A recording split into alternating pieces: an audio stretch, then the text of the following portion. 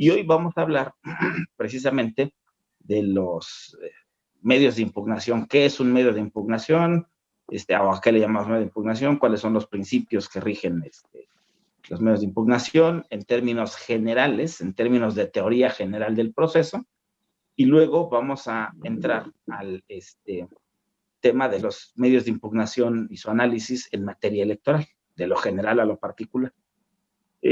Yo creo que pues, todos recordamos nuestras clases de teoría general del proceso, ¿no? El libro de Cipriano Gómez Lara, los elementos teóricos que nos ayudan a explicar o a entender el proceso jurisdiccional. Ayer ya incluso hablábamos de cómo los procesalistas se empeñan en distinguir proceso de procedimiento con distintas ideas, ¿no? Unos procesalistas dicen, el procedimiento es administrativo y el proceso es judicial.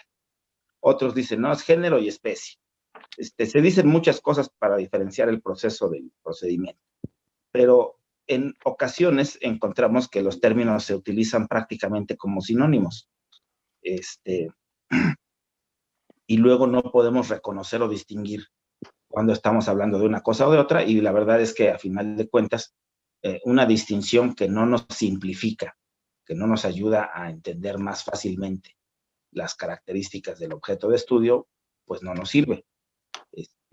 Por eso es que yo recomiendo ser cuidadoso con esta idea, a veces muy enfática, de que proceso y procedimiento no son lo mismo, porque si afirmamos eso, de repente nos vamos a encontrar con elementos que nos llevan a una conclusión distinta.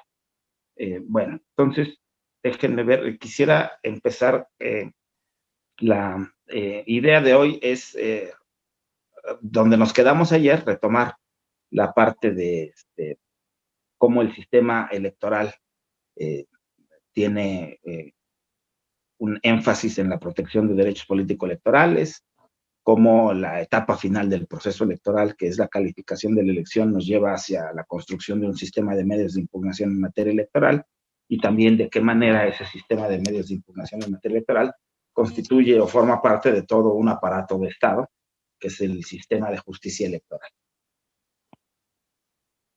Entonces, yo empezaría nada más por cerrar ya lo que ayer se avanzó del sistema electoral.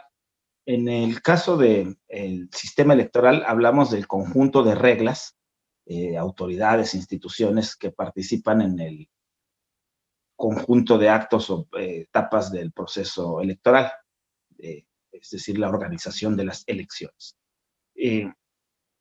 Y la última etapa del proceso electoral se llama calificación de la elección. La calificación de la elección es la etapa final del proceso electoral que inicia una vez concluido el escrutinio y cómputo y entregadas las constancias de validez de la elección o de mayoría, en su caso, o de asignación cuando se trata de diputaciones de representación proporcional, por ejemplo. Una vez entregadas las constancias de validez y de mayoría o de asignación, inicia la etapa de calificación de la elección. Calificar la elección significa verificar la legalidad de la misma, que todas las etapas hayan cumplido con la legalidad. Hay un principio en materia electoral que es el principio de definitividad de las etapas. Una vez cerrada o agotada una etapa, ya no se puede regresar, retrotraer a ciertos actos relacionados con cada una de ellas. Este principio de definitividad de las etapas del proceso electoral rige para todo aquello que se lleva a cabo, para todas las actividades, y entonces, bueno, los medios de impugnación se pueden interponer en el transcurso de las diversas etapas del proceso electoral para impugnar distintos actos de la actividad de la autoridad o de los partidos políticos, pero cuando se llega a la etapa de calificación, esta etapa está compuesta únicamente por el conjunto de medios de impugnación que se interponen en contra de los resultados de la elección, los resultados obtenidos en el escrutinio y cómputo y la entrega de constancias de validez de mayoría o de asignación. Esta entonces es la etapa final que inicia en ese momento y concluye cuando se ha sustanciado el último de los medios de impugnación del proceso electoral. ¿Cuál es la fecha límite para sustanciar el último de los medios de impugnación en materia electoral? un día antes, hasta un día antes bueno, perdón, no un día, hasta antes de la toma de protesta del cargo respectivo. ¿Por qué dije que no un día? Corregí eso, porque a veces unas horas antes de que tome protesta en la madrugada, alguien respecto de algún cargo de elección popular, pues ya hay una sentencia emitida a las 3, 4 de la mañana del Tribunal Electoral que modifica la situación jurídica, cambia la asignación, por ejemplo, de una diputación, y entonces, hasta el momento, siempre se ha dicho, hasta el momento en que no levante uno la manita así y tome protesta, todavía no hay nada definitivo y se tiene que esperar a la última consideración. Ya los diputados, cuando es el momento de tomar protesta, por ejemplo, están tronándose los dedos de que no vaya a llegar por ahí una notificación, pero claro, casi siempre están al tanto de lo que pasa por anticipación.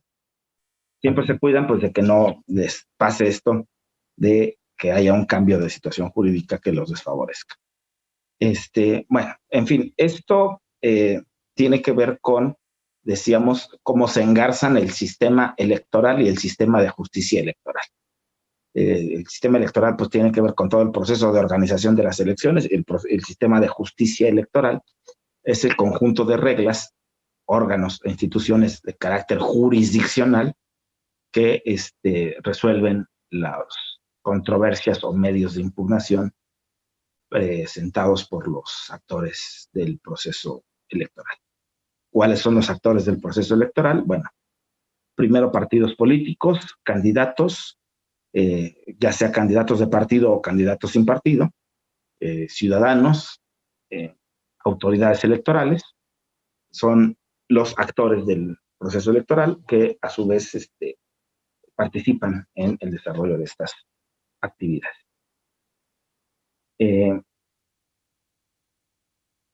Y esto entonces nos recuerda la importancia o nos lleva al aspecto fundamental de la construcción de un sistema de medios de impugnación. Como todo órgano jurisdiccional, los tribunales electorales, y lo digo en plural porque estamos hablando del Tribunal Electoral del Poder Judicial de la Federación y los tribunales electorales de las entidades federativas.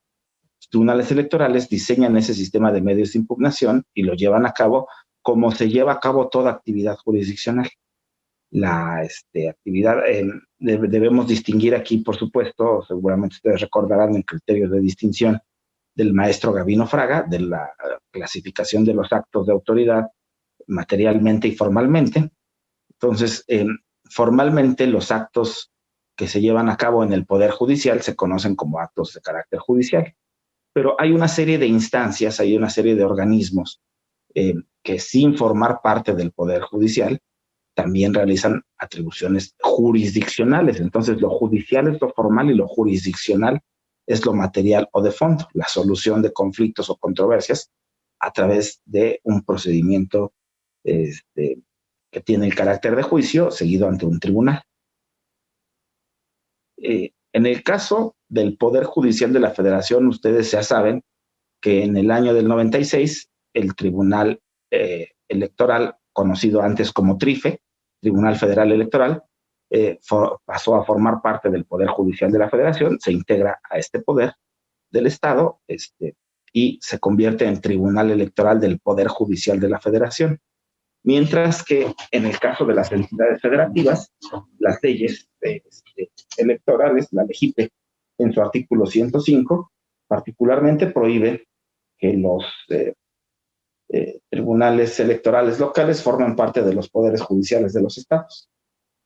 Y entonces diversas entidades federativas como Nayarit, Aguascalientes, Veracruz, Chiapas, que tenían insertados sus tribunales electorales en el Poder Judicial a imagen y semejanza del modelo federal, tuvieron que sacarlos y convertirlos en organismos autónomos, que para algunos casos fue conflictos de carácter presupuestal, orgánico, hubo ahí algunas dificultades para poder llevar a cabo ese proceso, pero bueno, ahora, hoy en día, en la actualidad, todos los tribunales electorales de las entidades federativas, los 32 tribunales electorales locales, son organismos autónomos que no dependen del Poder Judicial ni de ningún otro poder.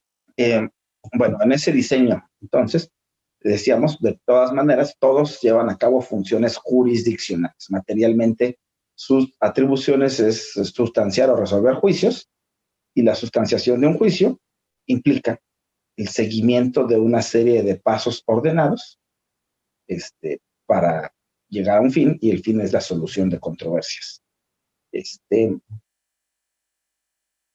El contenido esencial de esos procedimientos tiene que ver como ratio última, como última razón, en preservar el modelo electoral, es decir, garantizar elecciones libres, periódicas, auténticas, democráticas, representativas, a través del sufragio universal, libre, secreto y directo.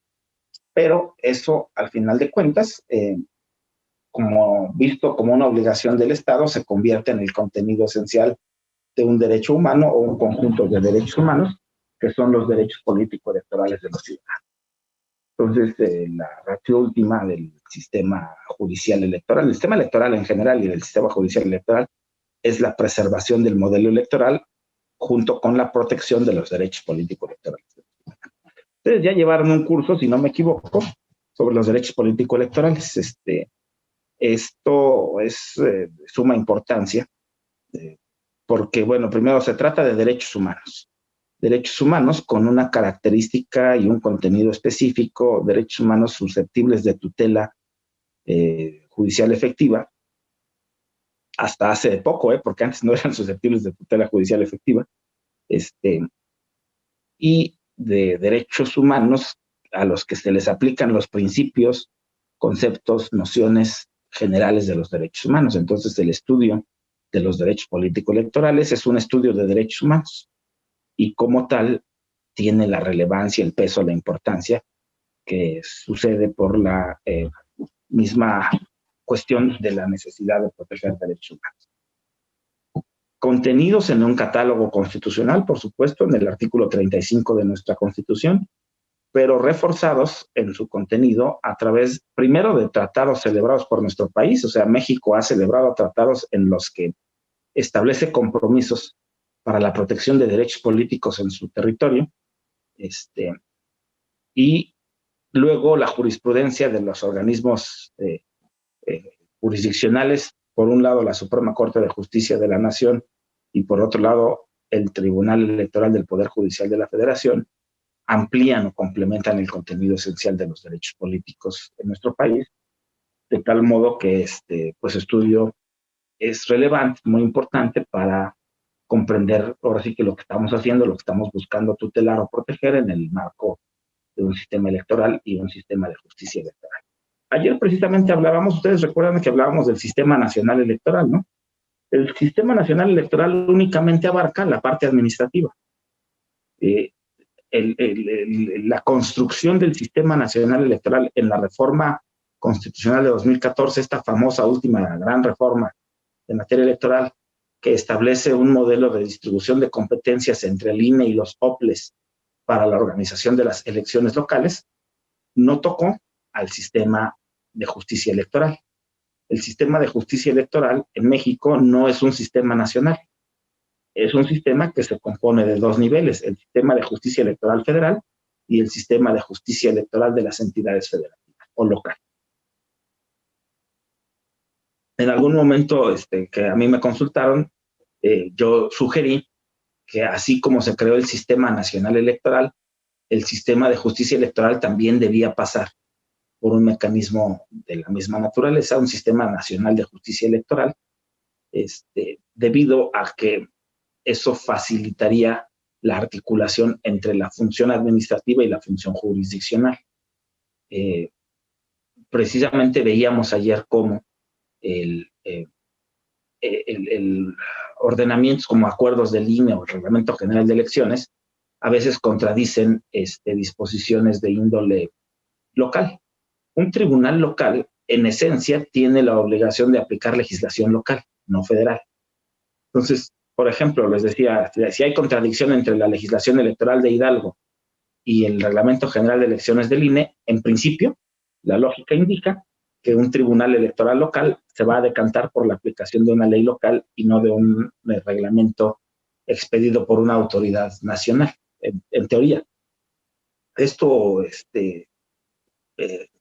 a raíz de la dificultad que generó la creación del Sistema Nacional Electoral, sin bases teóricas, sin elementos. Es una cosa práctica. En la práctica existen los sistemas nacionales, pero no hemos teorizado lo suficiente, no hemos avanzado lo suficiente en construir marcos teóricos para explicar esos fenómenos. Y yo les decía, la verdad es que ustedes como estudiosos, como especialistas en la materia electoral y procesal electoral, podrían estudiar, hacer tesis, investigaciones, trabajos, ensayos y aportarle mucho al estudio de estas figuras. Yo esperaría, pues, que incluso que así sea, para plantear algunas estrategias para mejorar la calidad del sistema. Como en su momento, por ahí tengo una publicación, ojalá haya oportunidad de compartírselas, de hacérselas llegar. La Asociación de Magistradas y Magistrados Electorales de los Estados Unidos Mexicanos publicó una serie de propuestas de sus integrantes, y la mía es precisamente, ahora mi propuesta era en ese momento, y bueno, sigue siendo, la creación de un sistema nacional de justicia electoral. O sea, así como hay un sistema nacional electoral para la parte administrativa, un sistema nacional de justicia electoral para la parte jurisdiccional que articulara al Tribunal Electoral del Poder Judicial de la Federación con los tribunales electorales del Estado. La propuesta, durante el año 2019 sobre todo, 2020 fue el año de la pandemia. El 2019 fue un año en el que se discutieron muchas propuestas para reformar el sistema electoral. Había una amenaza de desaparecer a todos los soples, bueno, en fin, había un montón de criterios. Al final no pasó nada, el tiempo les ganó, las propuestas no se alcanzaron a discutir, pero ahí se quedó esta que yo les comento, se quedó en el tintero, y me parece que también nos ayuda simplemente para entender que hay una gran diferencia entre la parte administrativa y la parte jurisdiccional, porque el derecho electoral administrativo está articulado en un sistema nacional, mientras que el aparato jurisdiccional, el sistema de justicia electoral, no está articulado en un sistema nacional. Y eso sí, prácticamente, o sea, en la práctica trae una serie de consecuencias y desventajas. Bueno, entonces, les decía, para mí la protección de los derechos políticos y electorales es un aspecto fundamental para la preservación del sistema democrático, y estos derechos políticos electorales, a grandes rasgos, si ustedes recuerdan, los encontramos en el artículo 35 de la Constitución. El artículo 35 establece, por un lado, un catálogo de derechos políticos. Tiene 9 fracciones, ya con la última que fue adicionada en diciembre del año pasado, perdón, del año antepasado, de 2019. Con esa ya son 9 fracciones. De esas 9 fracciones, yo considero útil, para efectos de su estudio, dividirlas en 2 grupos. Primero, derechos político-electorales, es decir, los que están vinculados con un proceso electoral o con un proceso de elección o toma de decisión, y luego aquellas que no están vinculadas con un proceso de elección, o sea, digamos, derechos políticos no electorales. Recordando que para el ejercicio de los derechos políticos se requiere una calidad específica, que es la calidad de ciudadano. No cualquier persona puede ejercer derechos políticos. Los extranjeros y los menores de edad no son titulares de estos, y por lo tanto no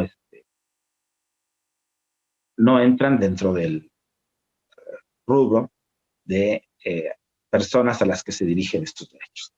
Oigan, por ahí sigo viendo muchas cámaras apagadas. 1, 2, 3, 4, 5, 6, 7. El grupo es como de 20, y la verdad es que está casi la mitad de las cámaras apagadas. Eso sin contar los espacios vacíos. Hay cámaras encendidas también con espacios vacíos, sin asistencia de las personas. Me preocupa porque evidentemente pues, no vamos a alcanzar la meta, el objetivo pedagógico sin la presencia física, virtual, de todos ustedes en este espacio. Entonces, ya ahora entiendo por qué los estaba sintiendo tan calladitos. No veo opinión, participación de muchos de ustedes. Y yo esperaría que, al igual que ayer, ustedes participen, planteen, propongan temas de análisis y discusión para que la sesión se haga más ligera. Si ustedes esperan una exposición de 4 horas de mi parte, todos nos vamos a aburrir y esperaría que no sea el caso. Bueno, entonces retomando los derechos, decía, revisen ustedes el artículo 35, ¿no? Y dividamos los derechos políticos de los ciudadanos en derechos político-electorales y derechos políticos no electorales. Pero si bien para ser titular de derechos políticos se requiere ser ciudadano, es decir, mexicano, mayor de edad y con un modo honesto de vivir, para ejercer los derechos político-electorales se requiere una calidad aún más específica, que es la de elector. Es decir, no basta con ser ciudadano mexicano, se necesita también estar inscrito en el padrón y lista nominal y contar con la credencial de elector. Estos requisitos adicionales son indispensables, esenciales para el ejercicio de estos derechos. Yo me acuerdo mucho que a un amigo mío que quería ser candidato, se quería registrar como candidato, se le perdió su credencial de elector. Y me dice, oye, abogado, tú ayúdame a ver cómo le hago, cómo impugno, porque me piden mi credencial para votar como requisito para registrarme de candidato, pero la credencial dice credencial para votar, es para ejercer el derecho al voto, no para ser votado, no se llama credencial para ser votado. Y le expliqué, mira, lo que pasa es que para ejercer un derecho político electoral como es el derecho de voto pasivo, el derecho a ser votado para cargos de elección popular, requieres acreditar la calidad de elector. Y uno de los elementos que te permite acreditar la calidad de elector es contar con tu credencial para votar. Y por lo tanto, si no tienes esa credencial, no te van a permitir el ejercicio de ese derecho. Estaba muy angustiado. Al final encontró la credencial, quién sabe cómo le hizo, pero él estaba primero muy confiado de que la credencial era para votar y no para ser votado y que entonces no la iba a ocupar. Maestro, disculpe la interrupción. Adelante, adelante. Pero, ¿qué acaso no existe un banco de datos, un registro donde se pueda demostrar que efectivamente, pues si bien es cierto, a lo mejor de momento no la encuentra porque se le extravió o bien porque pudo haber sufrido un robo, independientemente del supuesto, me parece, no sé, un tanto drástico porque debe existir ahí ante la misma institución un respaldo, un registro donde pues prácticamente se acredite su calidad, ¿no, maestro? Sí existe un respaldo o registro.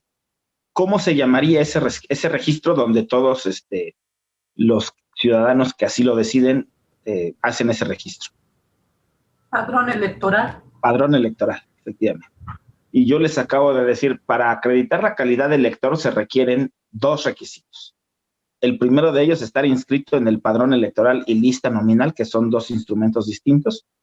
Y el segundo de ellos, contar con la credencial de elector, con la credencial para votar. La credencial es un requisito, el tener la credencial es un requisito para el ejercicio de todos los derechos político-electorales. Por ejemplo, el derecho de asociación con fines políticos. Si yo quiero formar parte de un partido político y no tengo mi credencial de elector, no puedo ejercer ese derecho. Si quiero ser votado, si quiero votar y no tengo la credencial, no puedo ejercer el derecho, salvo casos excepcionales en los que se permite votar sin la credencial, pero contando con una sentencia de un juicio de protección de derechos político-electorales que sustituya o haga excepcionalmente las veces de la credencial. Y esto es cuando la autoridad negligentemente no hizo entrega oportuna de la credencial de elector al ciudadano.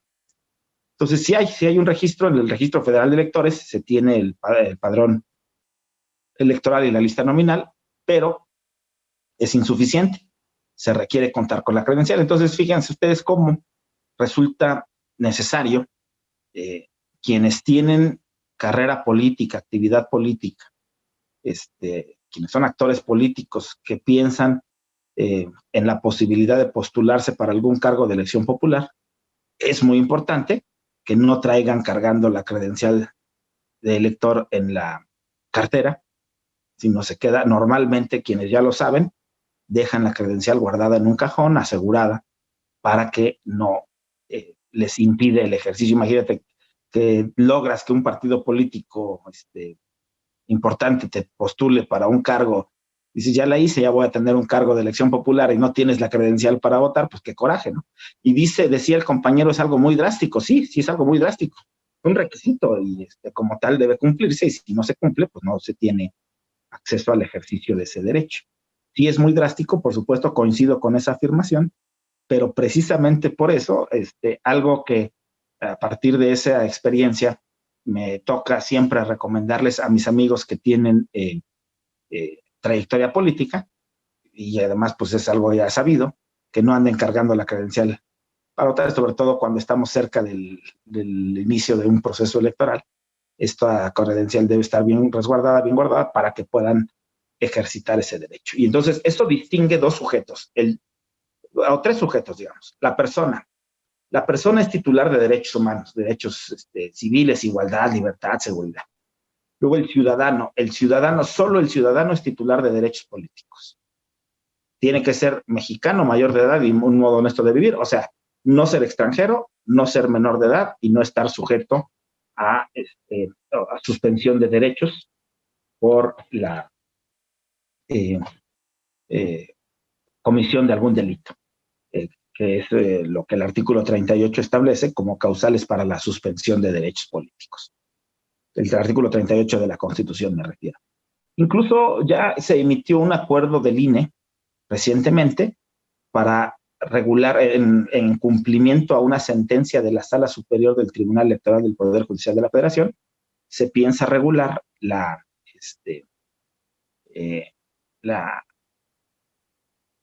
posibilidad de que las personas privadas de su libertad en prisión preventiva, respetando el principio de presunción de inocencia, puedan emitir un voto. Hasta ahorita no se había explorado jamás la posibilidad de que las personas en prisión preventiva votaran, pero en este proceso electoral 2020-2021 ya hay un programa piloto para ver la posibilidad de que las personas en prisión preventiva puedan emitir su voto. Lo cual pues es interesante porque también expande, amplía la idea de los sujetos de protección de los derechos político-electorales, sujetos titulares de esos derechos. Bueno, entonces, a ver, decía, ¿cuáles son los derechos políticos que están vinculados con elecciones? Los derechos político-electorales. El artículo 35, fracción primera, derecho al voto activo, derecho a votar. Artículo 35, fracción segunda, derecho al voto pasivo, derecho a ser votado para cargos de elección popular. Fracción tercera del artículo 35, derecho de asociación con fines políticos. O sea, a crear un partido político o afiliarse a algún partido político. Luego la fracción octava.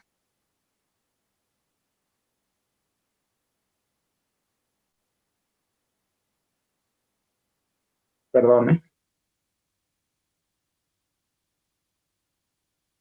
Y la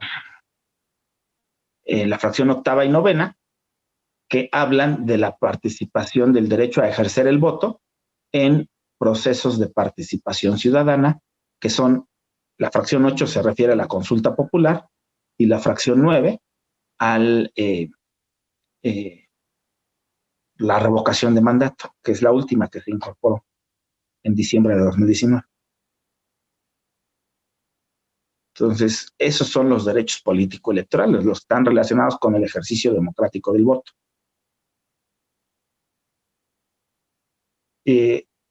Por cierto, ayer que hablábamos de las distintas acepciones del concepto de democracia, y hablábamos de la democracia representativa, participativa, indirecta o semidirecta, que se da a través del ejercicio de ciertos mecanismos de participación y consulta, como la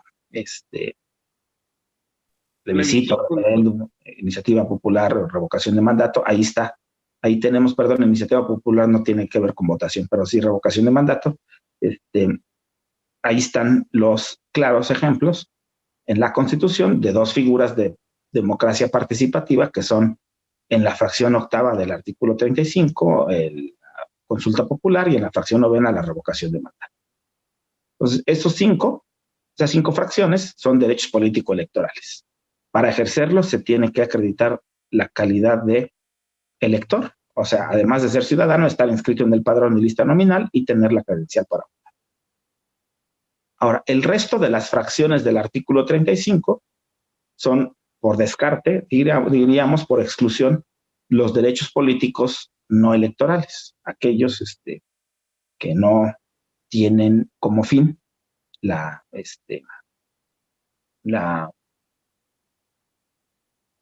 participación en procesos de elección, que serían los contenidos en la fracción cuarta, el artículo 35, si no me equivoco, es el derecho de petición con fines políticos. Luego la fracción quinta, el derecho a formar parte del Ejército y Guardia Nacional. La fracción sexta, derecho a ser designado para cargos que no son de elección popular, como ministros de la Corte o titulares de los órganos autónomos, todos los que no son de elección popular. Y luego la fracción séptima, que habla de la iniciativa popular. Esas 4 fracciones establecen derechos políticos, es decir, son exclusivos de los ciudadanos, pero no son electorales, no están vinculados con procesos de elección. Entonces, ahí tenemos, por ejemplo, que hay un juicio, el JDC, Juicio para la Protección de los Derechos Político-Electorales de los Ciudadanos, que tiene como fin lograr la tutela judicial efectiva de esos derechos político-electorales, pero excluye a los derechos políticos no electorales. O sea, esos derechos que mencioné que no son electorales no forman parte del sistema de protección de derechos del juicio del llamado JDC, Juicio de Protección de Derechos Político-Electorales de los Ciudadanos. Entonces, pues es importante el análisis y la revisión de este catálogo para reconocer y entender cuáles son los derechos susceptibles de tutela judicial a través del sistema de medios de información. Ahora, ese es el sistema de medios de impugnación, el sistema de justicia electoral, también tiene como fin garantizar las condiciones del sistema democrático. ¿Y eso qué significa? Que a través de este sistema de justicia electoral se tutela que las instituciones electorales lleven a cabo su actuación en los cauces de la legalidad. O sea, que la actuación de las instituciones electorales se realice en los términos que establecen las leyes. ¿Cuáles son las instituciones electorales? Las autoridades electorales y los partidos políticos. Exactamente.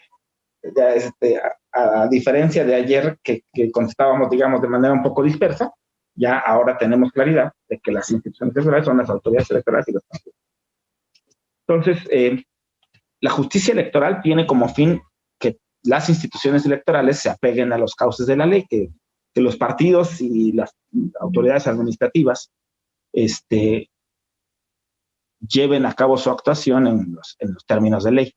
Si un partido político o una autoridad electoral emite un acto, acuerdo, resolución, decisión o una omisión también, en términos contrarios a la ley, se activa el sistema de medios de impugnación para dar cauce a la protección de la justicia electoral. Esto también es una cuestión muy importante. Ahora, fíjense ustedes el detalle. Ante la justicia electoral se pueden impugnar actos de los partidos políticos. Y de hecho, a los partidos políticos se les considera como sujetos que son susceptibles de violar derechos político-electorales de sus militantes. Entonces, en ese sentido, los partidos políticos que son, de acuerdo con el artículo 41 constitucional, como ustedes bien saben, entidades de interés público, actúan como si fueran autoridad. No es que sean autoridades, no son órganos del Estado, no tienen funciones públicas del Estado, pero son entidades de interés público, reciben presupuesto público, por supuesto, para su actuar, y por lo tanto la tutela de la legalidad de esos actos también le corresponde al sistema de justicia electoral. Y decía yo, muy, muy relevante, muy importante recordar que los partidos políticos pueden violar derechos humanos, actúan de alguna manera, digamos, como autoridad de facto, como entidades que pueden ser susceptibles de vulnerar los derechos político-electorales de sus militantes. Entonces, en ese tenor, también la justicia electoral tutela o protege o revisa los actos de los partidos políticos. En materia de justicia electoral, incluso yo les diría, para efectos prácticos, es muy interesante estudiar dos niveles: la justicia intrapartidaria y la justicia constitucional. Estoy hablando en ambos casos, hablo de algo que se llama o se sigue llamando justicia electoral.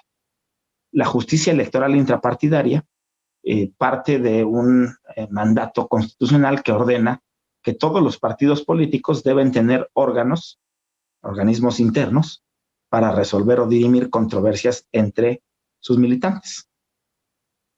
Y a partir del contenido de los estatutos de cada partido político, tenemos instancias con distintos nombres. En algunos partidos se llama Comisión Nacional de Garantías y Vigilancia, Comisión Nacional de Justicia Partidaria, Comisión Nacional de Honor y Justicia. Cada partido le llama de distinta manera, pero todos están obligados a tener su órgano jurisdiccional. Digamos que tienen su especie de tribunalito, comisión o como se llame, y también todos los órganos electorales todos los partidos políticos tienen la obligación de contar con una instancia administrativa, digamos, intrapartidaria, que haga funciones similares a las del Instituto Electoral. Registro de candidatos, precandidatos, toda la parte administrativa de la organización de los procesos internos de selección de dirigentes partidistas o de candidatos del partido político, ¿no? Todos los partidos tienen en su interior una autoridad administrativa y una autoridad jurisdiccional en materia electoral. Y yo me quiero referir particularmente a la justicia intrapartidaria. Los estudiosos del derecho electoral estudian, por lo general, la justicia constitucional electoral, o sea, los juicios que se llevan ante los tribunales electorales. Pero es una enorme e importante área de oportunidad la justicia intrapartidaria. Partidos políticos como el Partido Acción Nacional tienen especialistas, conocedores, además los forman y los capacitan para conocer bien sus estatutos, sus medios de impugnación internos y resolver los actos de justicia intrapartidaria. Otros partidos, sobre todo los partidos nuevos o emergentes, y también lo digo muy claramente, los partidos de izquierda históricamente no tienen mucha experiencia en contar con abogados conocedores de su sistema de justicia intrapartidaria, de sus estatutos, de sus reglas, normas internas para la designación de candidatos. Dado el principio de definitividad en la materia electoral, los militantes de un partido que sienten que la actuación de las autoridades partidarias ha violado sus derechos político-electorales, tienen que acudir en primer lugar, en primera instancia, a los órganos de justicia intrapartidaria y de ahí, en segundo lugar, tienen expedita la justicia constitucional electoral si es una cuestión de una elección de nivel local, pues ante el tribunal local, y si es una cuestión federal, pues ante el tribunal electoral del Poder Judicial de la Federación. Ahora, en el desarrollo de estas etapas opera una figura que permite brincarse la instancia y acudir, en vez de la instancia correspondiente, a una instancia superior. Esta figura se conoce como per saltum en latín, o por salto, pues acudo a la instancia superior y no a la que corresponde, brincándome o saltándome la definitividad per saltum, ¿no? Se acude per saltum o por salto de instancia. Pero no se puede aplicar la figura del per saltum en cualquier caso. Hay condiciones y requisitos específicos para su procedencia, de tal manera que la figura de la que hablamos solamente procede cuando hay peligro inminente de que no se resuelva un asunto o las etapas están ya llegando a su fin en plazos muy cortos y podrían dejar al enjuiciante en estado de indefensión, y entonces es cuando se autoriza el uso de esta figura per saltum para acudir a una instancia superior sin haber agotado la definitividad en las instancias inferiores. Y el per saltum se admite a criterio de la autoridad jurisdiccional. El tribunal decide si procede o no procede, si se justifica o no el peligro en la demora, si se justifica o no la urgencia, y si no considera que sea urgente o no hay peligro en la demora, lo reencausa, es decir, lo devuelve a la instancia inferior, ya sea, por ejemplo, la instancia, digamos, partiendo de una violación a un derecho político electoral por una autoridad intrapartidaria, las instancias serían, primero, la instancia de justicia intrapartidaria, la Comisión de Justicia o como se llame, luego el Tribunal Electoral Local, por ejemplo, si se trata de una elección local, y luego la Sala Regional del Tribunal Electoral del Poder Judicial de la Federación. Y eventualmente, solo eventualmente, podría llegarse, mediante el recurso de reconsideración, a la Sala Superior, agotando todas esas instancias.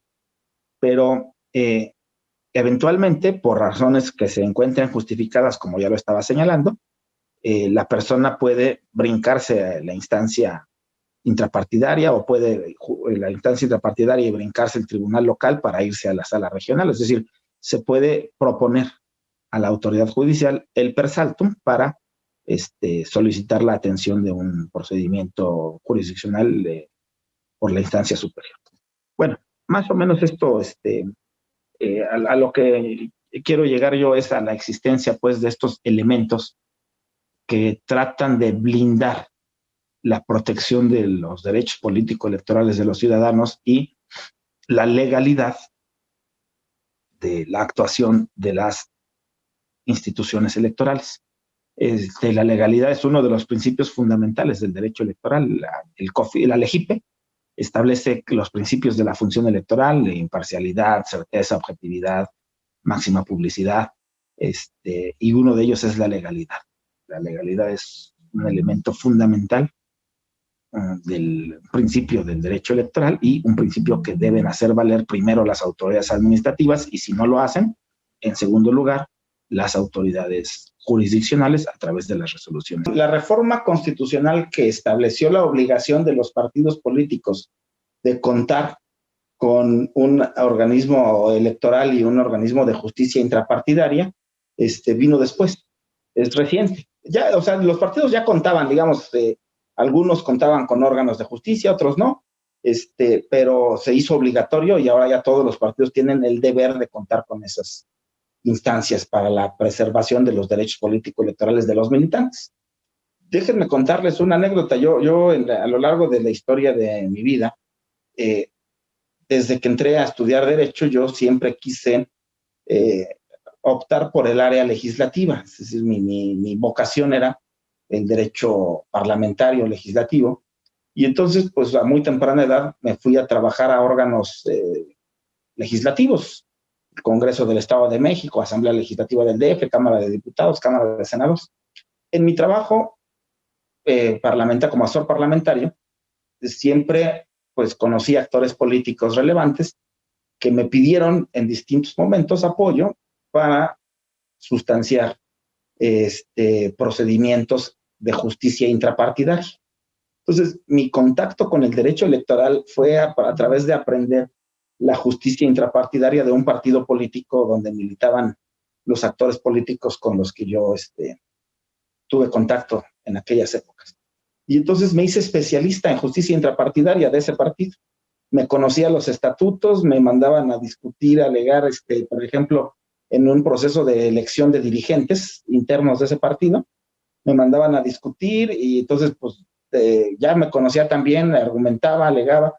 Luego me pidieron, instalé mi despacho cerca de la sede del partido y tenía yo filas y filas de gente que me pedía armarle sus expedientes para registrarse. Cuando ese partido ganaba todas las elecciones en la Ciudad de México, pues era muy importante que presentaran bien sus documentos. Sabían que si no, ahora hay otro partido que tiene la misma condición en la Ciudad de México, una condición de partido hegemónico ganador. Entonces, se cuida mucho los militantes de hacer bien sus registros para no incurrir en un error, que no les falte un documento o que no les, que no les nieguen un registro. Incluso en alguna ocasión, un candidato a diputado federal le pedí el expediente de su suplente y me dijo, pues no tengo suplente. Dice, no sabía que tenía que poner suplente. Y me pidió prestados mis papeles, se los presté y ganó y me quedé de suplente de él como diputado federal. Pero mi reflexión, mi anécdota es, aprendí tanto el derecho intrapartidario de ese partido que me hice conocido por muchos de esos actores políticos, sabían o decían que era yo un buen abogado en materia electoral para litigar esos asuntos, y me fueron aventando a la materia electoral, que no era mi vocación original. Mi vocación era el parlamentario legislativo. Y bueno, después, muchos años después, cuando salió la convocatoria para magistrados del Tribunal Electoral de la Ciudad de México y me inscribí, pues algunos de los actores políticos que me conocían dijeron, pues ese es un perfil de alguien que sí le sabe a la materia. Y entonces me asociaron con el derecho electoral y bueno, me fui encaminando al derecho electoral por petición de actores políticos, pero yo no tenía esa intención, ese interés original. Y bueno, al final terminé en el cargo, estuve 5 años en el Tribunal Electoral de la Ciudad de México, en fin, y pues me fui especializando más y más, pero yo empecé, decía, mi contacto con la materia electoral aprendiendo la justicia intrapartidaria. Y la justicia intrapartidaria es un espacio, decía yo, salvo el Partido Acción Nacional, no conozco otros especialistas que conozcan los estatutos de los partidos, los puedan aplicar, defender, llevar este tipo de juicios. Y entonces es para mí un área de oportunidad. Yo les recomiendo incluso que lo consideren como un área de oportunidad importante, porque si ustedes como especialistas en materia electoral, con una maestría en electoral y proceso electoral, le ofrecen sus servicios a actores políticos desde la etapa de justicia intrapartidaria, es muy probable que ustedes tengan ahí un área de oportunidad, un área de actuación que no ha sido muy explotada. Sobre todo, decía yo, en partidos de izquierda no hay especialistas en muchos partidos que puedan o que sepan litigar, que conozcan los estatutos intrapartidarios, el reglamento de elecciones internas y ese tipo de cosas, para defender los derechos políticos de los militantes en instancias intrapartidarias. Es un área de oportunidad interesante. Yo lo cuento como anécdota por decirles o por poner en la mesa el hecho de que esa cuestión puede ser útil, puede ser de gran utilidad para encontrar un área de oportunidad, un espacio de actuación interesante. Normalmente quienes se dedican a la justicia electoral constitucional, digamos los abogados, que son litigantes en esa materia, muchos de ellos o ya trabajaron en tribunales electorales, fueron secretarios de estudio y cuenta. Hay algunos ex magistrados que, bueno, cuando se termina el cargo hay un periodo de impedimento, pero una vez pasado ese periodo, muchos ex magistrados de sala superior se dedican a llevar asuntos, a litigar en materia electoral, o servidores públicos, ex secretarios o lo que sea. Y bueno, luego incluso por el prestigio que tienen los cargos que han dejado, cobran más caro, cobran muy caro. No necesariamente significa que sean mejores defensores de la legalidad y los derechos en materia electoral, pero sí tienen prestigio y luego pues por ese prestigio se vuelven más caros. Y por cierto, déjenme decirles que la defensa jurídica electoral es un área de oportunidad importante, porque también los costos que se cobran son altos. Es decir, es una área de oportunidad, pues yo no estoy haciendo aquí apología o propaganda para convencerlos, porque ustedes ya están en una maestría en electoral. Lo que les estoy diciendo es que hay áreas de oportunidad interesantes, importantes en el espacio de actuación. Decía yo, muchos de los que están trabajando estos temas, pues ya fueron o trabajaron en órganos de justicia electoral, pero el hecho de que ustedes cuenten con una maestría les va a aportar elementos y les va a abrir puertas también seguramente para esos fines, o incluso para entrar a trabajar a órganos de justicia electoral, que son posibilidades amplias en el sector en el que estamos y que yo espero que ustedes puedan aprovechar adecuadamente. Si no es que ya están quizá muchos de ustedes trabajando en órganos de justicia o llevando asuntos en materia electoral. En fin, la importancia de la justicia intrapartidaria también debe tomar en cuenta que hay disposición constitucional que dice que las autoridades electorales no deben intervenir en la vida interna de los partidos. Lo que quiera que eso signifique, cualquier cosa que eso signifique, y de repente los partidos se la pasan quejándose de que las autoridades electorales intervienen demasiado en su vida interna. O sea, hasta dónde sí, hasta dónde no. No hay una regla, no hay un límite, o sea, no está claro hasta dónde sí, hasta dónde no. Pero les pongo un ejemplo, el caso de la presidencia del partido político Morena. Es un asunto de su vida interna. Atiende a algo que se conoce como el principio de autodeterminación de los partidos o de autoorganización. Los partidos tienen derecho a dotarse de sus propias reglas y organizarse así mismos. Pero diversos militantes de ese partido político acudieron al Tribunal Electoral del Poder Judicial de la Federación a reclamar pues que el partido no había llevado a cabo la elección de su presidencia desde que el actual presidente de la República dejó ese cargo. O sea, dejó el cargo para irse a campaña en 2017, se fue a campaña, ganó, ya es presidente, y había quedado vacante la presidencia porque López Obrador era presidente del partido Morena y después fue candidato. Entonces la presidencia había quedado vacante por mucho tiempo, quedó más de 2 años vacante la presidencia. Los militantes impugnan en el órgano de justicia intrapartidaria que se llama Comisión Nacional de Honor y Justicia, no obtienen una respuesta, se van a la sala superior del Tribunal Electoral del Poder Judicial de la Federación y bueno, después de muchos medios de impugnación, de una infinidad de medios de impugnación, se emite una sentencia que obliga al partido político Morena a organizar sus elecciones y con mayor precisión se dice, si tú no organizas tu elección, la va a organizar el INE a través de una encuesta.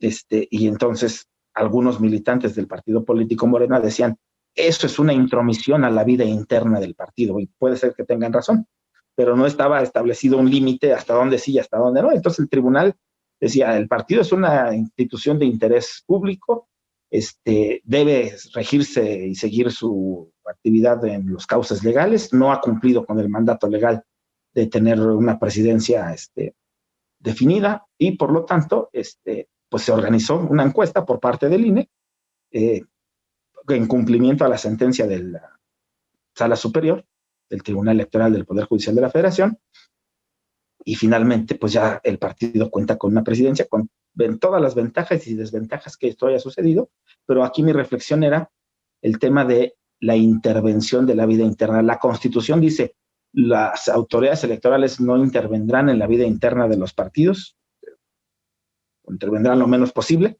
en la vida interna de los partidos, y bueno, pues de repente ese límite, esa franja no está tan clara hasta dónde se puede o no intervenir en la vida interna de los partidos. Bueno, miren, yo hasta este punto quisiera ya dejar la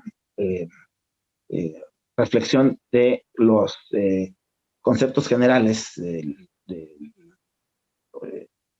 sistema electoral. Yo creo que ya abarcamos, por supuesto hay mucho que decir, han llevado ya un montón de materias relacionadas con esta panorámica general. Yo solamente quise enfatizar los elementos que me parecían necesarios como generalidades o nociones generales, pero a partir de este momento quisiera referirme a elementos de teoría general del proceso para después aterrizar en el proceso en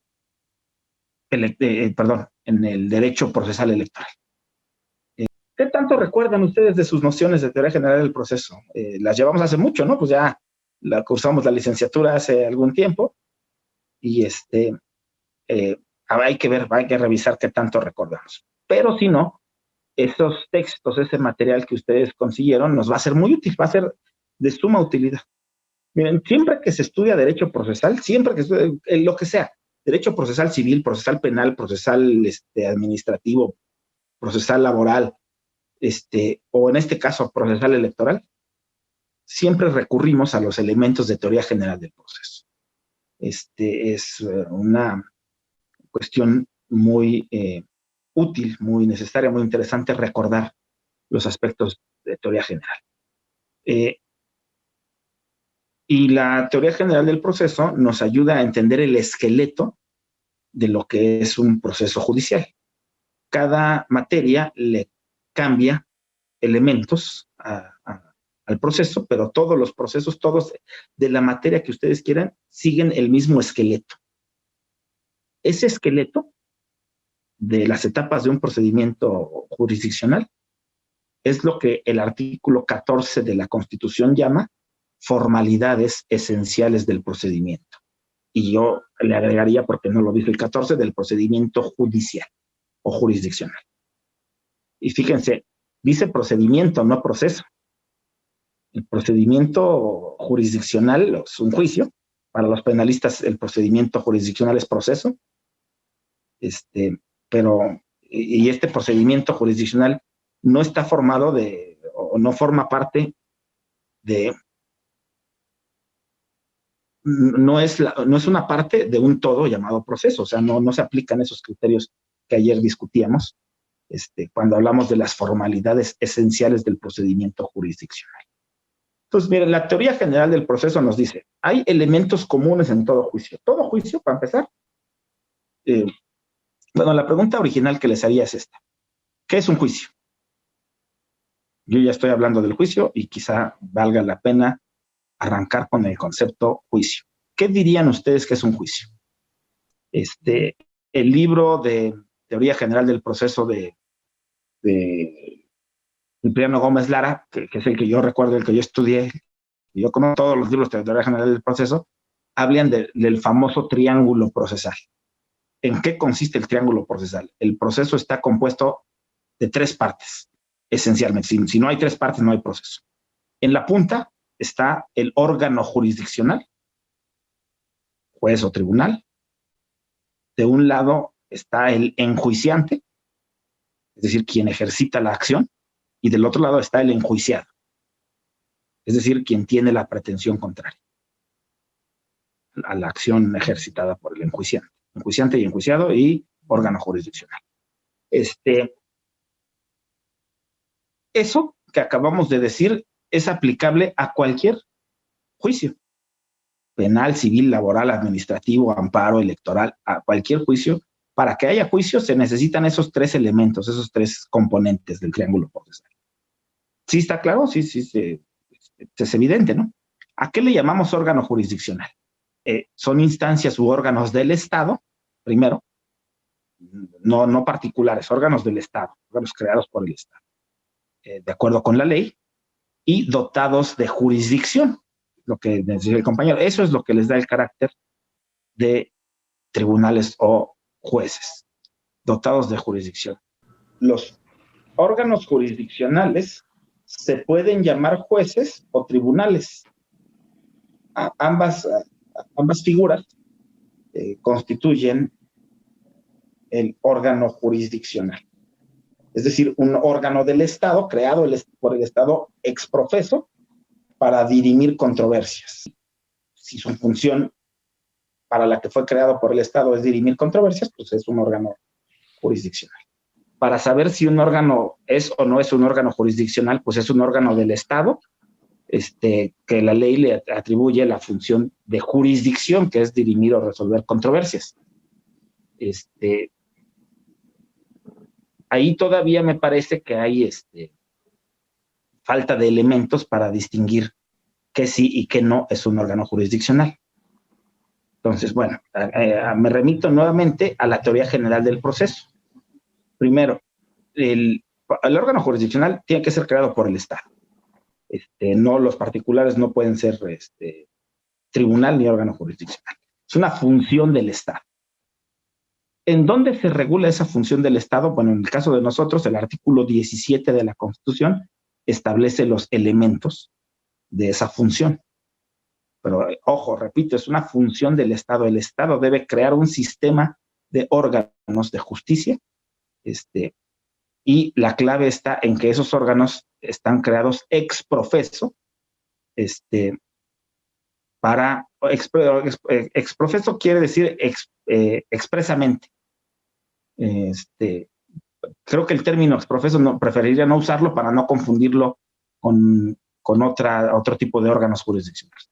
Están creados expresamente o específicamente para la función de administración de justicia. Esa es una función del Estado, según el artículo 17 constitucional. ¿En qué consiste la administración de justicia? Aplicar la ley al caso concreto para resolver una controversia. Eso es lo que todos hemos mencionado ahora y conocemos como jurisdicción. Es una función especializada del Estado. Entonces, no todo órgano del Estado que resuelva controversias es un órgano jurisdiccional. Ojo, y el último detalle es que el órgano jurisdiccional resuelve controversias a través de un procedimiento denominado juicio. Entonces, el Tribunal Electoral es un órgano jurisdiccional creado específicamente para dirimir controversias aplicando la ley mediante juicios. La Profeco no. La Profeco es una instancia administrativa, no está dotada de jurisdicción, no está creada como un tribunal, no tiene la intención de ser un órgano que resuelva controversias a partir de la ley, sino que esa es una función adicional administrativa a sus funciones de control y verificación de precios de consumo y de política pública en materia de consumo. O sea, la función de la Profeco no es específicamente de resolver controversias, sino que hace eso dentro del campo de una serie de atribuciones más amplias que tiene. No podemos decir que los órganos jurisdiccionales son tales porque dependan del Poder Judicial. Primero, porque hay tribunales y órganos jurisdiccionales que no forman parte del Poder Judicial, como los tribunales agrarios o el de justicia administrativa, o en las entidades federativas, los tribunales electorales que no forman parte del Poder Judicial, o también hay instancias del Poder Judicial que no tienen funciones jurisdiccionales, como el Consejo de la Judicatura Federal. Entonces, el elemento para definir si un órgano es o no es un órgano jurisdiccional no es que forme parte del Poder Judicial, sino es la atribución para la que fue creado específicamente. Pero entonces decía, la jurisdicción es la solución de controversias mediante la aplicación de la ley en el caso concreto a través de la figura del juicio. El concepto central para que un órgano sea un tribunal es que su tarea sea llevar a cabo juicios. ¿Qué es un juicio? Me regreso a la pregunta inicial con la que arrancamos este segmento. ¿Qué entendemos por juicio? Es un procedimiento que se sigue ante un tribunal que sigue varias etapas consideradas por el artículo 14 constitucional formalidades esenciales del procedimiento, y que esas etapas son las siguientes. ¿Cuáles son las formalidades esenciales del procedimiento? ¿Cuáles son las etapas que todo juicio sigue, independientemente si es un juicio penal, civil, laboral, de amparo o lo que sea?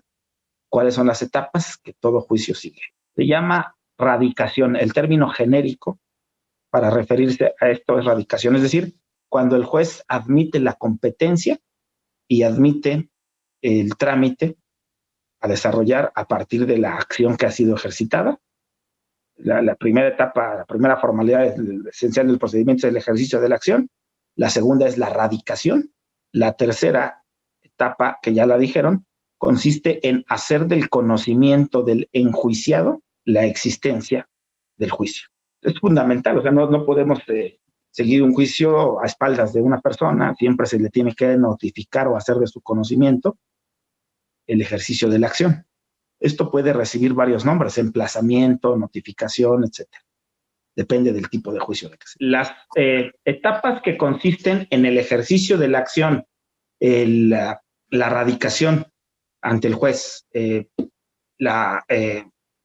hacer del conocimiento del enjuiciado la existencia de la acción y la oportunidad de defensa, esas 4 etapas constituyen en general una parte del juicio conocida como fijación de la litis, o ya nos decía por ahí la compañera que el maestro Valle Favela le llama también de otra manera, pero bueno, finalmente creo que es más coloquial o más común el término fijación de la litis. Hasta ahí, cuando ya conocemos las pretensiones de las partes, se ha fijado la litis. Ya sabemos cuál es el problema, cuál es el pleito, la diferencia entre el enjuiciante y el enjuiciado. Ahora, enjuiciante y enjuiciado también son términos genéricos. En alguna materia se podrán llamar actor y demandado, o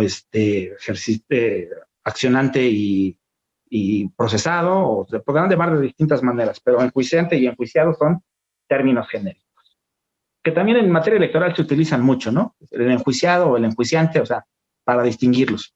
También se les puede llamar actor y demandado en su caso, pero enjuiciante y enjuiciado son términos que en la materia electoral yo he visto usar con mucha frecuencia para referirse a identificar a uno y otro.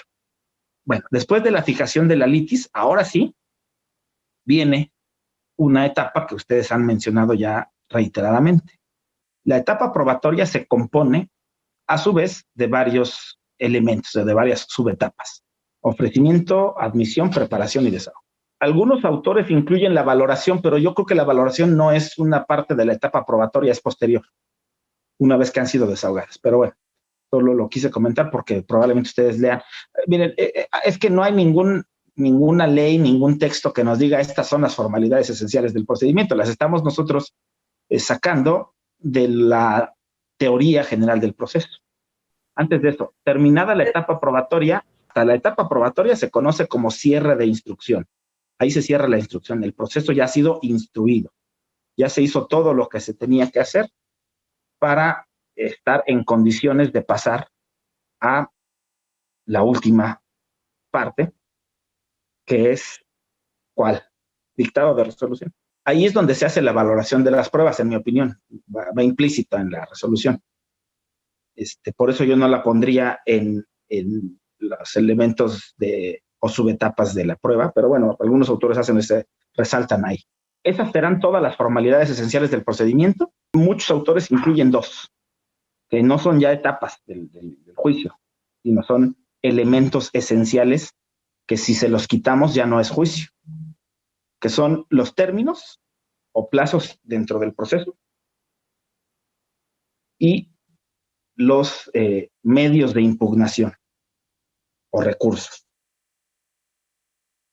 Es decir, la oportunidad de controvertir resoluciones del procedimiento, incluso la resolución final, y los plazos, porque los juicios no pueden ser eternos, se tienen que fijar plazos o etapas.